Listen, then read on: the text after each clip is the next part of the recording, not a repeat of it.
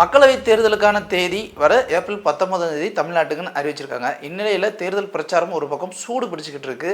அதே மாதிரி இன்றோட வேட்புமனு தாக்கலும் நிறைவடைகிற நிலைமையில் ஏகப்பட்ட பேர் வேட்புமனு தாக்கல் செஞ்சிட்டு இருக்காங்க. இது ஒரு பக்கம் இருக்க வரையில் திமுகவுடைய கூட்டணியில் அங்கம் வகிக்கிற மதிமுகவுக்கு ஏற்கனவே திருச்சி தொகுதி ஒதுக்கப்பட்டுச்சு. அது எல்லாருக்குமே தெரிஞ்ச ஒரு விஷயம் தான். வைகோ அவர்கள் எனக்கு பம்பரம் சின்னத்தை ஒதுக்கணும் அப்படின்னு சொல்லிட்டு சென்னை உயர்நீதிமன்றத்தில் கேஸ் போட்டிருந்தாரு. இதுக்கு விளக்கம் தருமாறு சென்னை உயர்நீதிமன்றம் இந்திய தேர்தல் ஆணையத்துக்கு ஒரு விளக்கம் கேட்டு ஒரு நோட்டீஸ் அனுப்பிச்சுட்டாங்க. இந்த நோட்டீஸ்க்கு அவங்க விளக்கம் கொடுத்ததுல என்ன சொல்லியிருக்காங்க அப்படின்னா, அதாவது ஒரு கட்சி டெபாசிட் இழந்துருச்சு அப்படின்னா அதோடைய தகுதி இழப்பின் அடிப்படையில் அந்த சின்னம் ஒதுக்கப்படாது அப்படிங்கிறது எல்லாருக்குமே ஒரு ரூல். அந்த ரூலின் அடிப்படையில் அவருக்கு பம்பரம் சின்னம் ஒதுக்கப்படாமல் இருந்துச்சு. மறுபடியும் அவருக்கு அந்த பம்பரம் சின்னம் வேணும் அப்படின்னா அவர் அடிப்படையில் 2 தொகுதியிலேயாவது போட்டியிட்டு இருக்கணும். ஆனா மதிமுக கட்சி ஒரே ஒரு தொகுதியில மட்டும்தான் போட்டியிடுறாங்க. அதனால அவங்களுக்கு இந்த பம்பரம் சின்னம் எதையுமே நாங்க ஒதுக்க முடியாது அப்படின்னு சொல்லிட்டு மின்னஞ்சல் மூலமா சொல்லியிருக்காங்க. இந்நிலையில எப்பவுமே திமுகவில் கூட்டணி வைக்கிற கட்சிகள் பெரும்பாலும் உதயசூரியன் சின்னத்திலேயே தான் போட்டியிடுறது வழக்கம். இந்நிலையில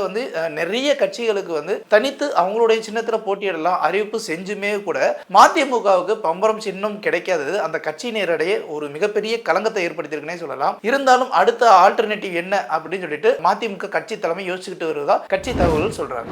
தமிழ்நாட்டில் 3 பெரிய கட்சிகள் இருக்காங்க இந்த மக்களவை தேர்தலுக்கான போட்டி போடுறதுல. அதுலேயும் குறிப்பாக திமுக ஒரு மாநில கட்சியாக இருந்தாலுமே ஒரு பெரும்பான்மை பலமுள்ள கட்சி. இதுக்கு சென்ட்ரல் லெவலில் சப்போர்ட் இருக்குது அப்படிங்கிறது ஊர் உலகம்லாம் அறிஞ்ச ஒரு விஷயம் தான். அது மட்டும் இல்லாமல் அதிமுக இப்போ சிதறண்டு கிடந்தாலுமே கூட அதிமுக கிட்டத்தட்ட மாநிலங்களுக்கு இடையே ஒரு மிகப்பெரிய பேர் வாங்கின ஒரு கட்சி. அதுக்கப்புறம் பாஜக ஒரு தேசிய கட்சி. அது மாநிலங்கள் அளவில் இப்போ இறங்கி போட்டிட்டு இருக்காங்க. ஸோ இந்த மூனை தாக்கல்ல தனியாக நின்று நான் ப்ளே பண்ணுவேண்டா அப்படின்னு சொல்லி நிற்கிறது தான் இந்த நாம் தமிழர் கட்சி.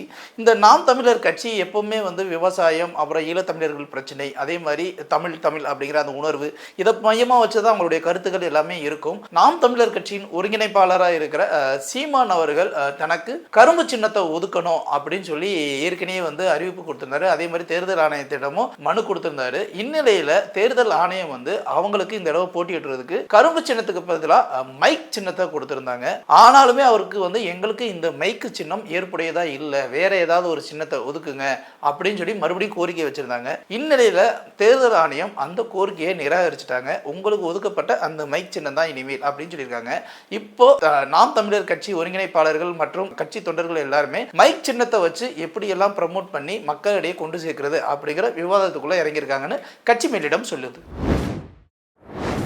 இந்தியாவின் மிகப்பெரிய தேர்தல்னு சொல்லக்கூடிய இந்த நாடாளுமன்ற தேர்தல் வர 19ஆம் தேதியிலிருந்து 7 கட்டங்களாக நடத்தப்பட போகிறதுன்னு சொல்லிட்டு இந்திய தேர்தல் ஆணையம் போன 20ஆம் தேதி அறிவிச்சாங்க. அறிவித்த உடனே 27ஆம் தேதிக்குள்ள வேட்பு மனு தாக்கல் நிறைவு செய்யணும் அப்படின்னு சொல்லிட்டு முதல் கட்டமாக தேர்தல் எங்கெங்கெல்லாம் நடத்துறதோ அங்கெல்லாம் ஒரு அறிவிப்பும் கொடுத்தாங்க. இந்நிலையில் சனி ஞாயிறு போக கிட்டத்தட்ட 6 நாட்கள் அவைலபிளாக இருந்துச்சு. இந்த 6 நாட்களில் இன்னைக்கோட தமிழ்நாட்டில் வேட்பு மனு தாக்கல் நிறைவடைஞ்சிருச்சு. இந்த வேட்பு மனு தாக்கல் நிறைவடைஞ்ச கடைசி நாளில் நிறைய நட்சத்திர வேட்பாளர்கள், அதே மாதிரி பிரதான கட்சியின் முக்கியமான வேட்பாளர்கள் எல்லாருமே மனு தாக்கல் செஞ்சாங்க. அதுல குறிப்பாக பாத்தீங்கன்னா திரு தயாநிதி மாறன், ஜோதிமணி அவர்கள், அண்ணாமலை அவர்கள், இன்னும் நிறைய வேட்பாளர்கள் இன்னைக்கு வேட்பு மனு தாக்கல் செஞ்சாங்க. இது மட்டும் இல்லாம கடந்த 25ஆம் தேதி வரைக்குமே இது வேட்பாளர்களோட எண்ணிக்கை பாத்தீங்கன்னா 402 பேர் வேட்பு மனு தாக்கல் செஞ்சிருக்காங்க. இந்த வேட்பு மனு எல்லாமே நாளைக்கு பரிசீலனைக்கு உட்படுத்தப்படும் அப்படின்னு சொல்லியிருக்காங்க. இந்த பரிசீலனைக்கு உட்படுத்தப்பட்டு 30ஆம் தேதிக்குள்ள வாபஸ் வாங்கணும் அப்படின்னு யாராவது ஆசைப்பட்டாங்கன்னா 30ஆம் தேதிக்குள்ள வாபஸ் வாங்கிடணும் அப்படின்னு சொல்லியிருக்காங்க. அதுக்கப்புறம் 30ஆம் தேதி இரவே இதுல தகுதி அடிப்படையில் யார் யாரெல்லாம் வேட்பாளர்களாக இருப்பாங்க, அதே மாதிரி இந்த இதுல தகுதி இழப்பு யார் யாரெல்லாம் இருக்காங்க அப்படின்னு பரிசீலனை பண்ணி அதை பட்டியலிடுவாங்க அப்படின்னு சொல்லியிருக்காங்க. இந்த வேட்பாளர்கள் பட்டியல் இந்த தடவை கொஞ்சம் நிறையவே இருக்கு அப்படின்னு சொல்லிட்டு தேர்தல் ஆணையத்திலிருந்து ஒரு தகவல் வந்திருக்கு. எது எப்படியோ 30ஆம் தேதி இறுதி தேர்தல் வேட்பாளர்கள் பட்டியல் வெளியிடும் அப்படிங்கறது பொறுத்திருந்து பார்க்கணும். தென் சென்னை தொகுதி திமுக சார்பாக போட்டியிடுற வேட்பாளர் தான் தமிழச்சி தங்கப்பாண்டியன் அவர்கள். அவங்க இன்னைக்கு தேர்தல் பிரச்சாரத்தில் மயிலாப்பூர் மற்றும் திருவல்லிக்கேணி பகுதியில் தேர்தல் பிரச்சாரத்துக்காக ஈடுபடும் போது வாகனத்தில் போயிட்டு இருந்தாங்க. அப்போ அங்கே வந்த மக்கள் எல்லாமே வழிமறித்து நிப்பாட்டி, அதுலேயும் குறிப்பாக அவங்க சொன்ன விஷயம் என்னன்னா, பாரதிதாசன் நகரில் இருக்கிற வீட்டு வசதி வாரிய குடியிருப்பு சரி பண்ணாமல் ரொம்ப வருஷமாக அது ரிப்பேர்லேயே இருக்கு, அதை ரொம்ப நாளாக நாங்கள் கேட்டு எதுவுமே பண்ணவே இல்லை அப்படின்னு சொல்லி ஆர்ப்பாட்டத்தில் ஈடுபட்டிருக்காங்க. இதனால தமிழச்சி தங்கப்பாண்டியன் அங்கே எந்த ஒரு தேர்தல் பரப்புரையும் பணியுமே செய்யாமல் கிளம்பியிருக்காங்க. இது மட்டும் இல்லாமல் மயிலாப்பூர் தொகுதியிலையுமே வந்து அவங்க போய் பிரச்சாரம் பண்ண போகும்போது அங்கேயுமே வந்து வழிமறித்து நிறைய வாக்குவாதத்தில் ஈடுபட்டிருக்காங்க. அதனால இன்னைக்கு தேர்தல் பிரச்சாரம் பண்ணாமல் தமிழச்சி தங்கப்பாண்டியன் திரும்பி போயிருக்காங்க. இந்த நிகழ்ச்சி திமுகவினரிடையும் சரி அரசியல் வட்டாரத்திலையும் சரி ஒரு பெரிய பரபரப்பையே ஏற்படுத்தியிருக்கு. தேமுதிக கட்சி சார்பாக விருதுநகர் தொகுதியில் விஜயகாந்த் அவர்களின் பையனான விஜயபிரபாகரன் போட்டியிடுறார் அப்படிங்கிறது எல்லாருக்குமே தெரிஞ்ச ஒரு விஷயம் தான். இந்நிலையில் அவர் ஒரு பிரபல தொலைக்காட்சிக்கு வந்து பேட்டி அளிக்கும் போது அவர் என்ன சொல்லியிருக்காரு அப்படின்னா, அதாவது ராதிகா வந்து சமீபத்தில் வந்து அதே விருதுநகர் தொகுதியெல்லாம் போட்டியிடுறாங்க, எனக்கு வந்து விஜயபிரபாகரன் வந்து ஒரு பையன் மாதிரி, அவர் வந்து நல்லா வளரணும் முன்னேறணும் அப்படின்னு சொல்லியிருந்தாங்கன்ற அந்த கேள்விக்கு அவர் வந்து ராதிகா அம்மா மேலே எந்த தப்பும் கிடையாது, அவங்க மட்டும் எனக்கு அம்மா இல்லை, விருதுநகர் தொகுதியில் இருக்கிற எல்லா தாய்மார்களுமே எனக்கு அம்மா தான், இந்த இடத்துல நான் எங்கள் அப்பா இருக்கணும்னு ஆசைப்படுறேன், எங்கள் அப்பா இருந்திருந்தாருன்னா எனக்கு இவ்வளோ பெரிய பிரச்சனை இருக்குது, நான் என்னைக்காவது ஒரு நாள் இந்த இடத்துக்கு வருவேன்னு நான் நம்பினேன், ஆனால் இவ்வளோ சீக்கிரமாக வருவேன் நான் எதிர்பார்க்கவே இல்லை, எங்கள் அப்பா இறந்து இன்னும் 100 நாள் கூட ஆகவே இல்லை, அதுக்குள்ளே நான் வந்து தேர்தலில் போட்டிடுறேன் அப்படிங்கிறது என்னாலேயே வந்து அவ்வளோ சீக்கிரத்தில் அக்செப்ட் பண்ணிக்க முடியல, எங்களுக்காக உழைத்த இந்த கட்சி தொண்டர்களுக்காகவும் தேமுதிக தலைமைக்காகவும் தான் நாங்கள் இந்த இடத்துல வந்து நின்று போட்டிட்டு இருக்கேன், இப்படி இருந்தாலும் ஜெயிப்பேன், நாங்கள் ஒரு பெரிய கட்சியோட தான் கூட்டணி வச்சுருக்கோம், நிச்சயமாக இதில் ஜெயிப்போம், எங்கள் மேலே இருக்கிற களங்கங்கள் எல்லாத்தையும் துடைப்போம் அப்படிங்கிற அந்த ஒரு விஷயத்தை சொல்லியிருக்காங்க. மேலும் வந்து இந்த ராதிகா குறித்த கேள்விகளுக்கு அவங்களுடைய பொண்ணும் நானும் ஒரே கிளாஸ்மேட் ஒன்றா தான் படித்தோம் அப்படிங்கிற அந்த ஒரு விஷயத்தையும் சொல்லியிருக்காங்க. இப்போ விருதுநகர் தொகுதியில் அம்மா ஜெயிப்பாங்களா பையன் ஜெயிப்பாங்களா அப்படிங்கிற ஒரு ட்ரோல் தான் எல்லா இடத்துலையும் போய்கிட்டு இருக்கு. திமுக கூட்டணியில் அங்கம் வைக்கிற கம்யூனிஸ்ட் பார்ட்டி ஆஃப் மார்க்சிஸ்ட்னு சொல்லக்கூடிய சிபிஎம்க்கு வந்து 2 சீட்டுகள் ஒதுக்கப்பட்டுச்சு. இந்த 2 சீட்டுகளில் ஒன்று மதுரை, இன்னொன்று திண்டுக்கல் தொகுதி. இதில் மதுரையில் முன்னாள் எம்பியாக, அதாவது கரண்ட் சிட்டிங் எம்பியாக இருக்கிற சு வெங்கடேசன் அவர்களுக்கு மறுபடியும் வாய்ப்பு வழங்கப்பட்டுச்சு. இந்நிலையில் சு வெங்கடேசன் அவர்கள் வைகை ஆற்றில் மலர் தூவி மரியாதை செலுத்தி சிம்மக்கல் பக்கத்தில் தற்காலிகமாக போடப்பட்டிருக்க அந்த மேடையில் தன்னுடைய பிரச்சாரத்தை ஆரம்பித்தார். அதுக்கப்புறம் அங்கேருந்து நடந்து போய் வாக்குகள் சேகரித்தார். இந்த பிரச்சாரத்தில் அவர் முக்கியமாக சொல்ற ஒரு விஷயம் என்ன அப்படின்னு பார்த்தீங்கன்னா, 2011 இருந்தே வந்து மதுரை மத்திய தொகுதி வந்து திமுகவின் கோட்டையாவே இருக்கு, ஒவ்வொரு காலகட்டங்களும் திமுகவுடைய வளர்ச்சி இங்க மதுரை மத்திய தொகுதியில் அதிகரிச்சுக்கிட்டே இருக்கு, போன தடவை என்ன எம்பி ஆக்கியிருந்தீங்க, இந்த தடவை மறுபடியும் என்னை எம்பி ஆக்குங்க, நாங்கள் வந்து இல்லை அப்படின்னா ஒரு மிகப்பெரிய நாகரிகத்தின் சுவடே அழிஞ்சு போயிடும், அதுலேயும் குறிப்பாக வந்து இப்போ மத்தியில் இருக்கிற ஆட்சிக்கு வந்து எல்லாமே வந்து ரொம்ப தப்பான ஒரு விஷயமா தெரியுது, டெமோக்ராட்டிக்னா என்னன்னே தெரியல, இங்கே சுயநல ஆட்சி தான் எல்லாமே போயிட்டு இருக்கு, எல்லாமே தன்னாட்சியாக இருக்கு, இது எல்லாமே உடைக்கப்படணும், இல்லைன்னா மக்கள் ஒடுக்கப்படுவாங்க, அது மட்டும் இல்லாமல் இதுவரைக்கும் மதுரையில் நாங்கள் முன்னாடி எந்தெந்த சாதனைகள்லாம் செஞ்சோம் அதையெல்லாம் வச்சு நாங்கள் வந்து தேர்தல் பிரச்சாரம் செய்ய போகிறோம், இனிமேல் என்ன செய்ய போகிறோம் அப்படிங்கிற அந்த ஒரு விஷயத்தையும் சேர்த்து வச்சு நாங்கள் பிரச்சாரம் பண்ண போகிறோம், இந்த தடவை கண்டிப்பாக திமுக கூட்டணியிலான இந்தியா கூட்டணி மாபெரும் வெற்றி பெறும் அப்படின்னு சொல்லியிருக்காரு. மீண்டும் இதுக்கப்புறம் ஒவ்வொரு நாளும் அவருடைய தேர்தல் பிரச்சாரம் ஆரம்பிக்கும் அப்படின்னு சொல்லியிருக்காரு. இந்த சு வெங்கடேசன் அவர்கள் வந்து ஒரு மிகப்பெரிய எழுத்தாளர் அப்படிங்கிறது ரொம்ப முக்கியமாக பேச வேண்டிய விஷயம். ஏன்னா அவருடைய காவல் கோட்டம் அப்படிங்கிற அந்த ஒரு நாவலை தழுவி தமிழ் சினிமாவிலே நிறைய படங்களும் வந்திருக்கு. அந்த நாவலும் உலக புகழ்பெற்ற நாவலும் கூட.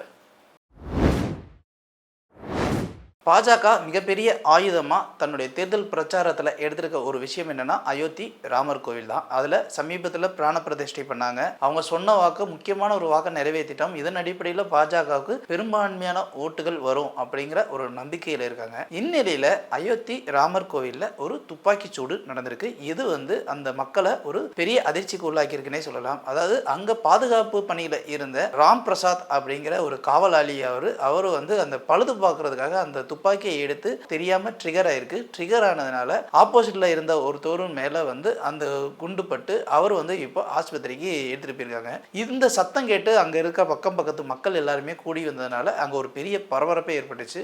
இந்நிலையில இந்த இடத்துக்கு கூடுதல் பாதுகாப்பு போடப்பட்டிருக்கு. ஏன்னா துப்பாக்கி சூடு நடந்த உடனே மறுபடியும் அங்க ஏதாவது பிரிவினைவாதம் வந்துருச்சோ அப்படிங்கிற அச்சத்துல அங்க பாதுகாப்பு பெரும்பாலும் பலப்படுத்தப்பட்டுள்ளது அப்படிங்கிற ஒரு விஷயம் வருது. இது பாஜகவுக்கு பின்னடைவை ஏற்படுத்தாதா அப்படிங்கிறத பொறுத்திருந்தா பார்ப்போம்.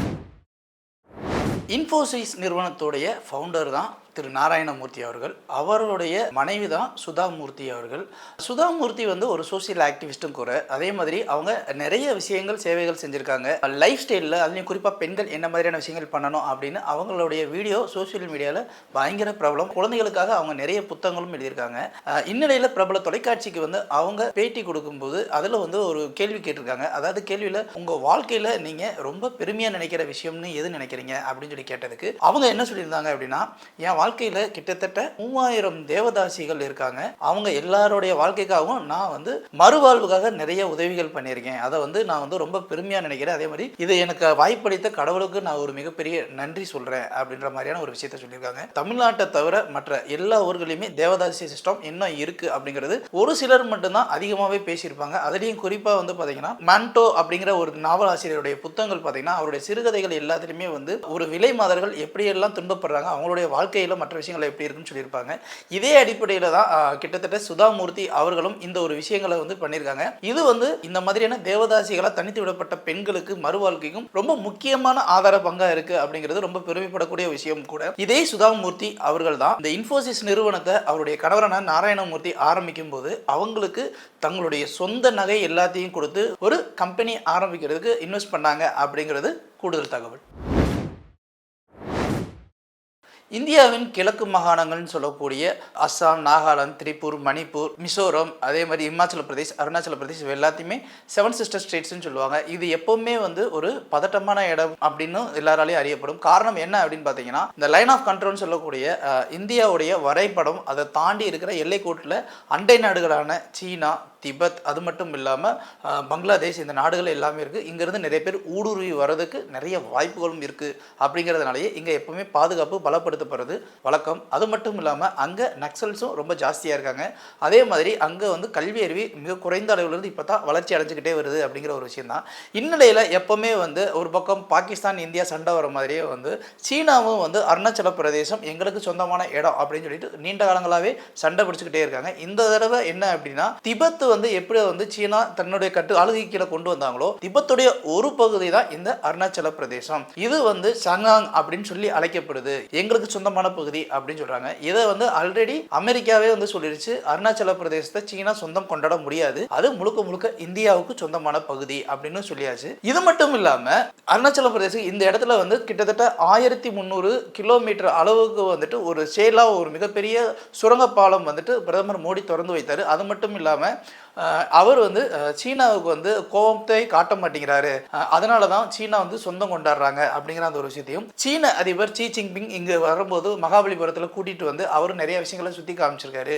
இந்த ஆளுகை தான் சீனா வந்து இந்தியாவை இப்படி முற்றுகையிட முயற்சி பண்ணுறதுக்கு முக்கியமான காரணம் அப்படின்னு சொல்லிட்டு காங்கிரஸ் தரப்பு வந்து கோபத்துலேயும் கொந்தளிச்சிருக்காங்க. கிட்டத்தட்ட இந்த மாதத்துலேயுமே 4 தடவை வந்து அருணாச்சல பிரதேசம் எங்களுக்கு சொந்தமான பகுதி அப்படின்னு சொல்லிட்டு சீன தரப்புலேருந்து தகவல் வெளிவந்துக்கிட்டே இருக்குது. இதுக்கு எல்லாத்துக்குமே காரணம் மோடி அவர்கள் தான். மோடி வந்து நியாயமா சீனா இப்படி வந்து உரிமை கொண்டாடும் போது கோபத்துல கொந்தளிச்சிருக்கணும், எதுவுமே பண்ணல. காங்கிரஸ் நாங்க இருந்திருந்தோம்னா இந்நேரம் வந்து இந்த இடத்துல வந்து 1-2 நாங்க பார்த்துருப்போம், அது மாதிரி எந்த ஒரு விஷயத்தையுமே பார்க்கல அப்படின்னு சொல்லிட்டு காங்கிரஸ் தரப்புல இருந்து பேசப்பட்டு வருது. இது இப்போ தேர்தல் பிரச்சாரத்துக்கு ஒரு முக்கியமான டூலாவே பார்க்கப்பட்டு வருது.